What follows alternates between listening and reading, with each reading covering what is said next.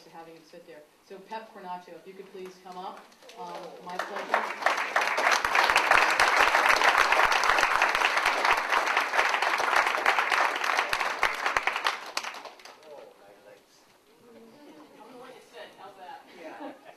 That's all right. You're okay? All right. Yeah.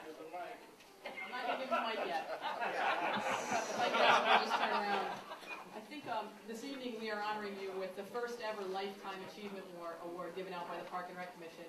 And I think it's really important to stress the amount of boards and commissions. I'm not going to read this program because you can read it, but from the Boys and Girls Club to the Rotary Club to the Sports Boosters Club, if there's been any community board involved with sports, recreation, activities, Pep has been on it, including the Park and Recreation Commission for a number of years. But more importantly, I think, as we think about people volunteering their time, many of us get involved in organizations when our kids are involved or we have a specific affinity. But to continue your involvement throughout the years, after perhaps your own kids have retired from playing, and to have your volunteer continue as you are been a community member as long as Pep has, is particularly impressive. Anywhere you go, people know Pep Cornacchio. And then the second thing they know is he's volunteered, they've served on a board with him, he's given his time. We've named streets after him, and we're now so proud to be able to honor you with the Lifetime Achievement Award. I especially love the Irish whisper that Pep has. That's wonderful. I'll never forget you. I want to thank you for all your years of service and present you with the first ever Lifetime Achievement Award from the Park and Recreation Commission in the City of Salem. Thank you.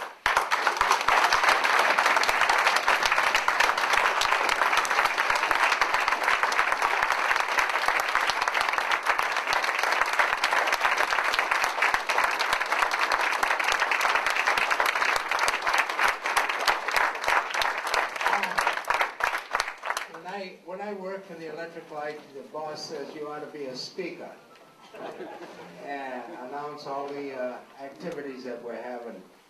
But at this night, it's very difficult. But I was honored by 9 mayors to appoint me to 33 organizations to the City of Salem. I was very grateful for that. And my first boss on the Park and Recreation was Jim Foley. We called him Spud. Every noontime when I worked at the electric light, the boss says, "Where the hell are you going?" I says, "I got to see Spud Foley. We're going out to lunch." And then Larry McIntyre. I was with him all the time. And then Doug Boland, God bless him. And one of the mayors appointed me to the Pioneer Village as a treasurer. We restored the Pioneer Village when it was going down. And I was very fortunate to be on that too. And I'm grateful. And then there was a girl, I thought of her through the days before I got here, was Eileen. She's sitting here, and when we had a meeting at Spud Foley's house at Mack Park, I appointed Eileen as one of the members to take care of Juniper Point down at the Willows. And that was an honor, and I knew her, and it helped her to gain a college education, the funds that we used to give them.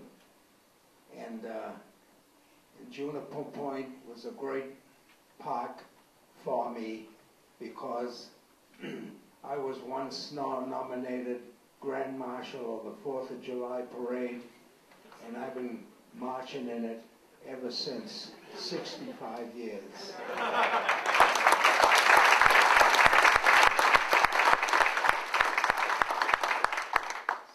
So I'm very grateful, and I'm glad that I helped a lot of people, students, young people, and handicapped people.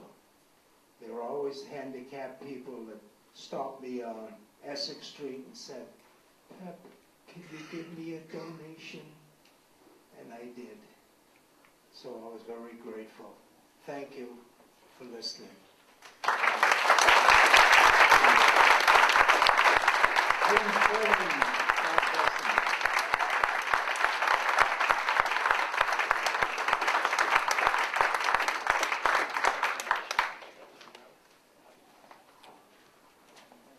These are my football days I get into.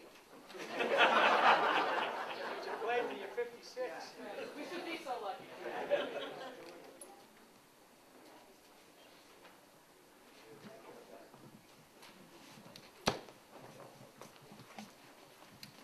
That concludes our program this evening. There's still plenty of food over here on the tables. Please help yourself. I'd like to, again, congratulate all of our award recipients this evening. Thanks so much for your support, for the programming that you do and the service that you provide. And thank you again for everyone to come out. Thank you to the counselors. Thank you to our mayor, Doug, Eileen, commissioners, everybody. It was a great evening, and have a safe trip home. Good night.